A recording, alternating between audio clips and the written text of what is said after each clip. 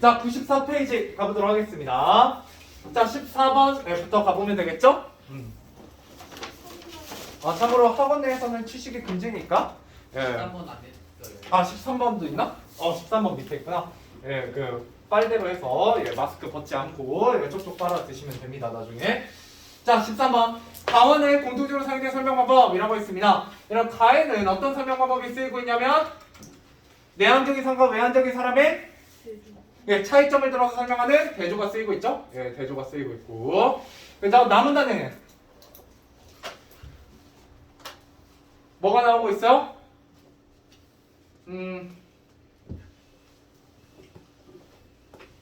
셜록 홈즈는 탐정으로 기식 부분에서 대조. 그죠? 여기 보면 셜록 홈즈는 범죄와 관련된 분야에서 모르는 것이 없을 정도로 하지만이 나왔죠? 그럼 앞의 내용과 뒤의 내용이 뭘 이루고 있다?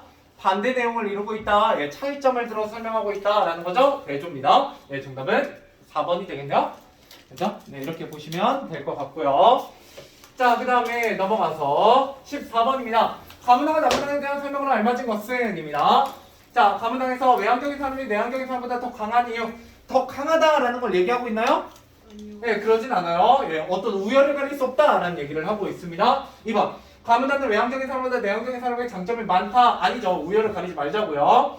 자, 3번, 가문당은 전문자의 견해 없었고요. 자, 그리고 개념 제시가 아니죠? 개념 제시가 아니라 차이점을 들어 설명하고 있었습니다. 자, 4번. 남은에는 셜록 홈즈, 아서 코난 도일의 공통점이 아니라 차이점을 중심으로 설명하고 있어요. 정답은 5번이 되겠죠? 그래서 남은에는 특정 인물의 개성적 면모를 다양한 설명 방법을 통하여 제시하고 있다. 여기서 특히 대조가 쓰이고 있습니다. 그리고 뭐도 쓰이고 있냐면 대조와 하나 더 찾으면 예시도 쓰이고 있어요. 예시. 자, 예시는 어디에서 쓰이느냐? 여기 보시면 여기 먼저부터 여기 기억 밑줄 앞까지 보시면 셜록 홈즈가 추리력을 드러내는 장면들을 예를 들어서 알려주고 있죠. 이런 것들이 바로 예시였다. 여기가 예시였다라는 거예요. 여기까지 좀 알고 계시면 되겠습니다. 자, 그 다음에 16번. 자, 다음 중 니은에 들어가기 가장 적절한 접속어는 이라고 했습니다. 자, 니은에 보면 자, 무지한 모습을 보인다. 15번 안 하지 않았어요? 15번 안 했니? 15번 오늘 자꾸 빼먹네. 자, 15번. 자, 다음 중 기억에 사용된 설명 방법. 자, 방금 기억은 아까도 얘기했지만 뭐가 쓰이고 있다? 하지만이 들어가 있으니까 대조가 쓰이고 있다라는 거고요. 자, 여기 보면 만두, 떡국, 잡채, 나물 여러 가지 뭐가 나오고 있어요? 예시. 예시입니다. 얘는. 자, 그 다음에 2번 만두는 다양한 요리에 활용되는데 대표적인 예시입니다. 자, 만두는 만두랑 무엇이다? 밀가루 등의 반죽으로 껍질을 만들어 소들을 넣고 찢거나 튀긴 음식이다. 얘는 만두에 대한 정의가 되겠고요. 4번 만두는 안에 들어가는 소의 재료에 따라 고기만두, 김치만두, 호박만두 등이 나오면 예시인데 예시라고 봐야 되겠나? 맞아?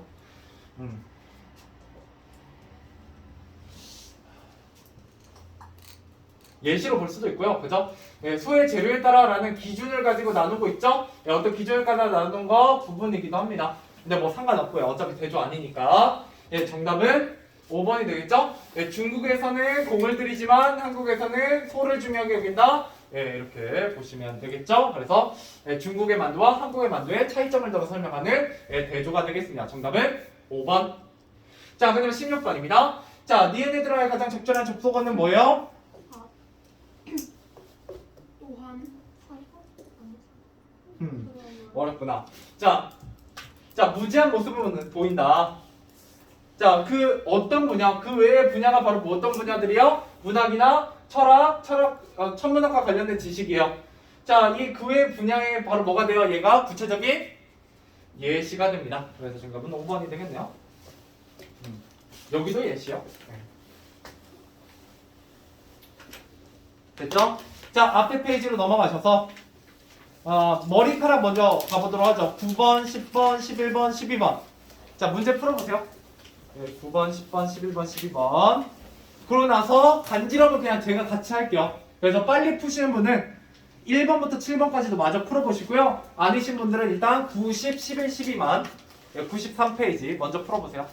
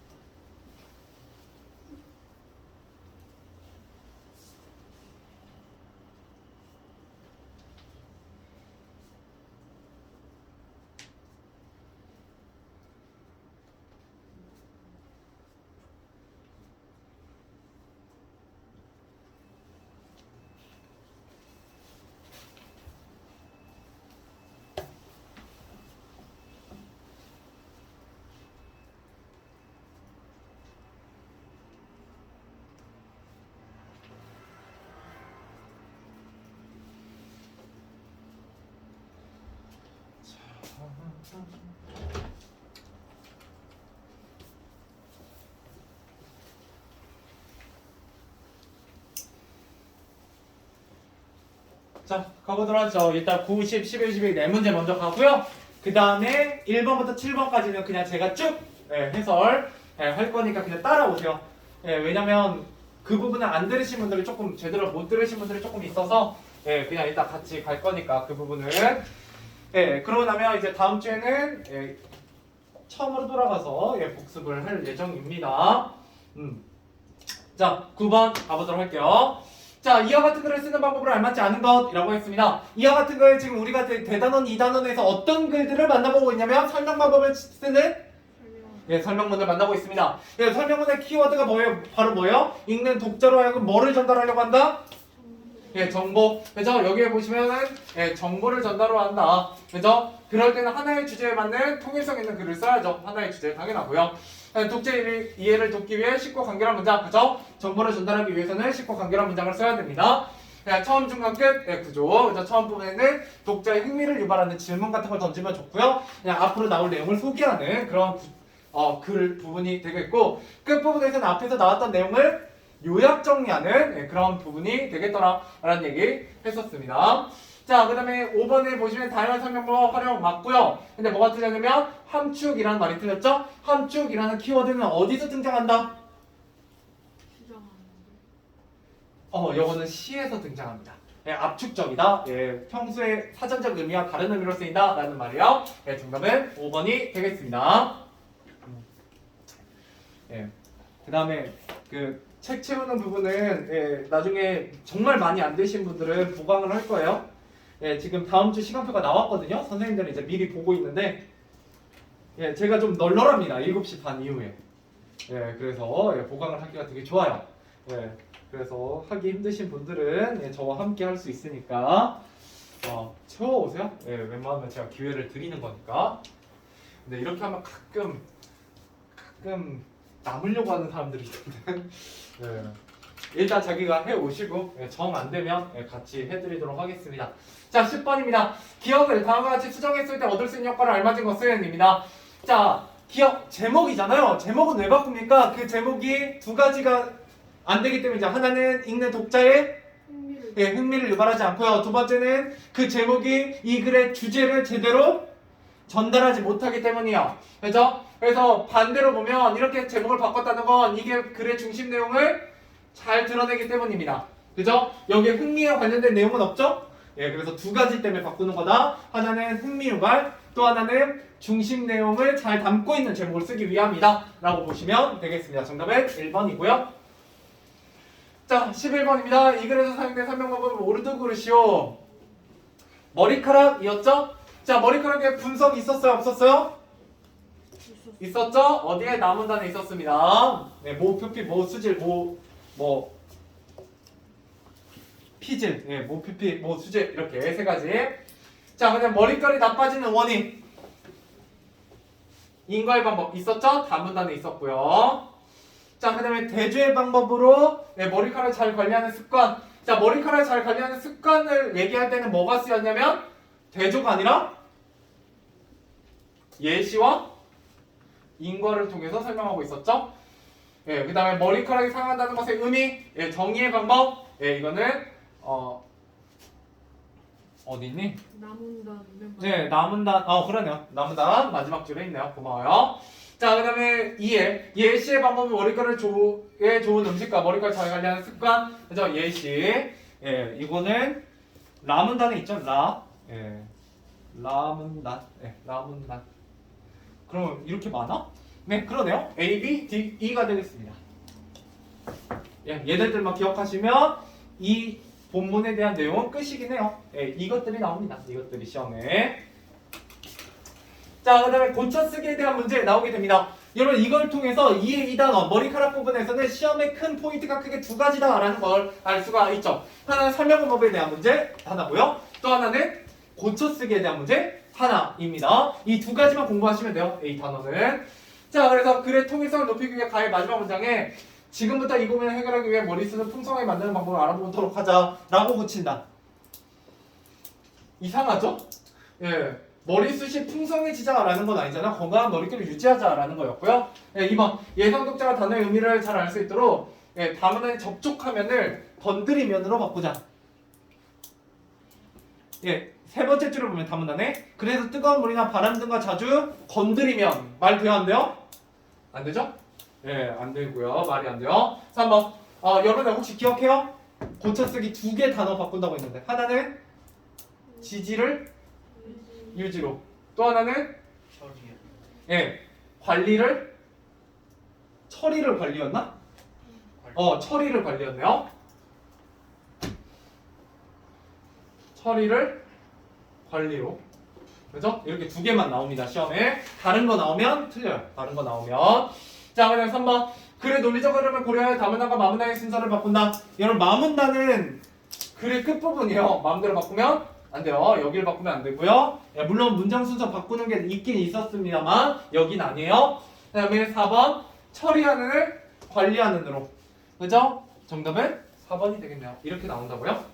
지금 뭐는 안 나왔어요? 접속어 안 나왔죠? 접속어도 이런 식으로 나올 수 있습니다. 4번처럼. 자, 그러고 나서 1번으로 가보죠. 자, 간지럼 가보도록 하겠습니다.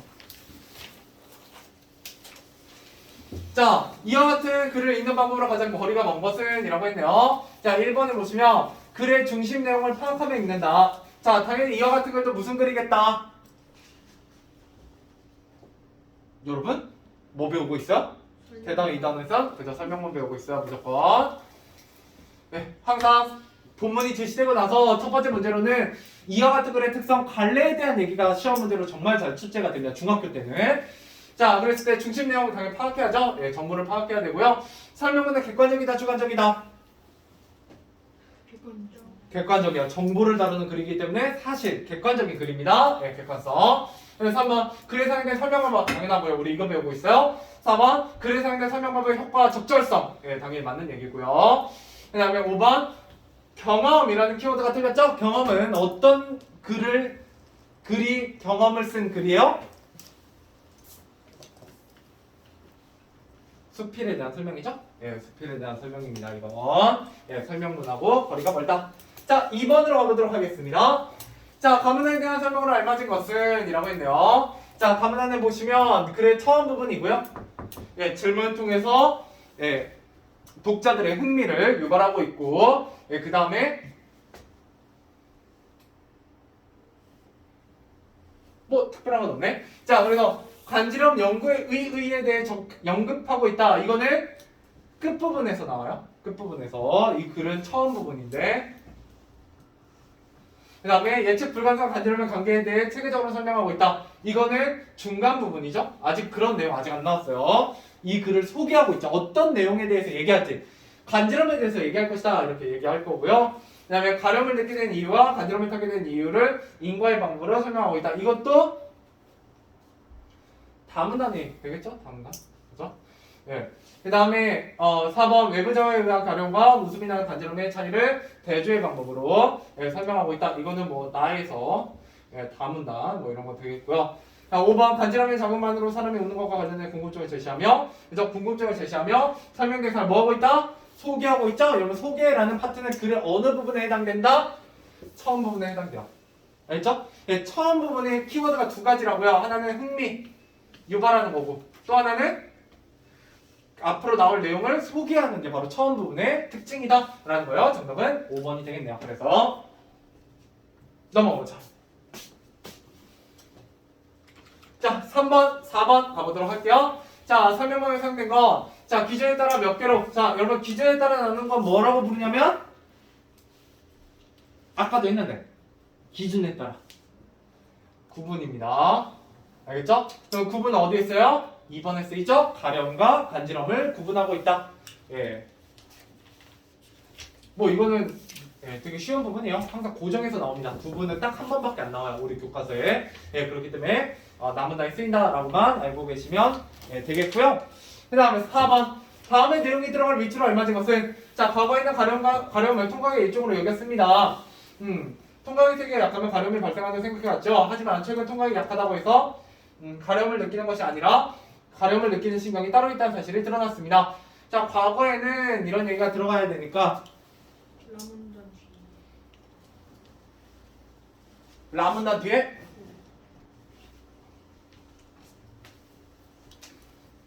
여기는 보면 간지럼에 대한 설명이죠. 근데 여기서는 뭐에 대한 설명이요? 가려움에 대한 설명이거든요. 그렇기 때문에 가려움 뒤에 들어가는 게 좋아요. 그죠? 그래서 다문단 뒤가 조금 더 어울립니다. 예. 그죠? 가려움 얘기하고 간지럼에 대해서 얘기하는 게 좋겠죠? 예. 갑자기 간지럼 얘기했다가 다시 가려움 얘기하는 건 이상하니까. 예. 그래서 정답은 3번이 되겠고요. 넘어가 볼게요. 자, 5번 가보도록 하겠습니다. 자, 다음 중 가문안에서 마문안을 통해 답을 찾을 수 없는 것은 이라고 했네요. 자, 연구가 활발해진 이유, 연구에 대한 얘기 있어요, 없어요?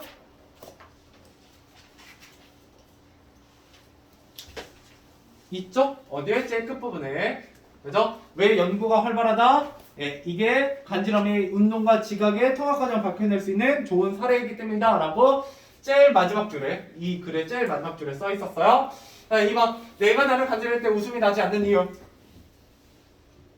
이거는 예측 불가능성 때문이죠. 예, 그게 남은단의 실험을 통해서 예, 잘 나와 있습니다. 그 다음에 3번. 예측이 불가능한 간지럼과 언어 능력 간의 관계. 여기서 언어 능력에 대한 얘기 한 적이 있어, 없어요? 없죠? 네, 정답은 3번입니다. 그죠? 나머지는 됐고요. 네. 자, 6번. 가문의 내용을 바탕으로 진화적으로 간지럼을 타게 된 이유를 두 가지 쓰시오. 이것도 지난 시간에 얘기를 여러 번 했어요. 자, 첫 번째 뭐 때문이다? 유대 감염성 때문이고요. 그죠? 두 번째는 약점을 보호하는. 그렇죠. 네. 취약한 부분의 방어 능력 학습 때문입니다.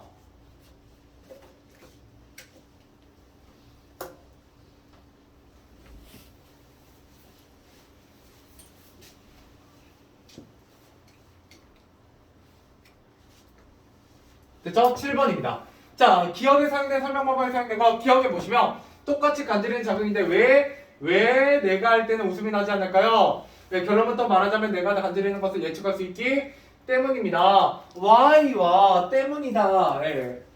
뭐 because 이런 거 나오면 뭐에 대한 설명이다? 인과입니다. 그렇죠? 자, 그러면 이 중에서 인과에 대한 얘기요. 일단 1번입니다. 자, 개미를 머리, 가슴, 배 부분으로 나눴어요. 그럼 머리, 가슴, 배를 붙이면 개미인가요? 맞아요. 이거는 개미가 됩니다. 예, 부분으로 나눴다가 예, 전체로 합쳐지는 이걸 분석이라고 합니다. 예, 여기서는 맞아요. 여기서는 만약에 개미를 분류하면 흰 개미, 붉은 개미, 검은 개미 뭐 이런 거 나오겠죠. 그죠? 그럼 걔네 합치면 개미가 되나요? 예, 역시 괴물이 되겠죠. 예, 그건 분류예요. 알겠죠? 이해가 좀 되시죠? 그러니까 2번 영화는 상영을 통해 소설은 문자를 통해 내용을 전달한다. 자, 영화는 영상이란 걸 통해 소설은 문자를 통해 내용을 전달하는 두 사이에 뭐를 들어 설명하고 있어요? 네, 차이점. 그러니까 대조고요. 계속 똑같은 얘기예요. 예시만 좀 바꾸는 거지. 자, 3번 나뭇잎이나 풀 등의 식물을 주로 먹는 동물을 우리가 뭐라고 정의한다? 네, 초식동물이라고 정의하죠. 네, 정의. 자, 왜 나왔어요? 더 이상 읽을 필요 없죠. 네, 정답은 4번이죠. 그죠? 네, 되게 쉬운 단원입니다. 자, 그 다음에 여기는 과정이에요. 과정 그냥. 네, 먼저 뭘 하고 두 번째 뭘 하고 세 번째 뭘 한다. 네, 이거는 과정이고요. 우리가 안 배웠던 내용이니까 정답으로 나올지는 않습니다. 네, 그래서 네, 정답은 4번. 자, 그 다음 시간이 조금 애매하게 남았으니까요. 예, 뒤에 우리 3단원 맛보기만 조금 하고요. 다음 시간부터는 1단원으로 돌아갈 겁니다. 네, 담아 한번 가보도록 할게요. 자, 맛만 조금 볼게요. 맛만. 네, 찍먹 할게요. 찍먹. 자, 가보시면 담아라는 거에 대해서 우리가 배울 겁니다. 자, 담아라는 건 우리가 말하는 게 담아요.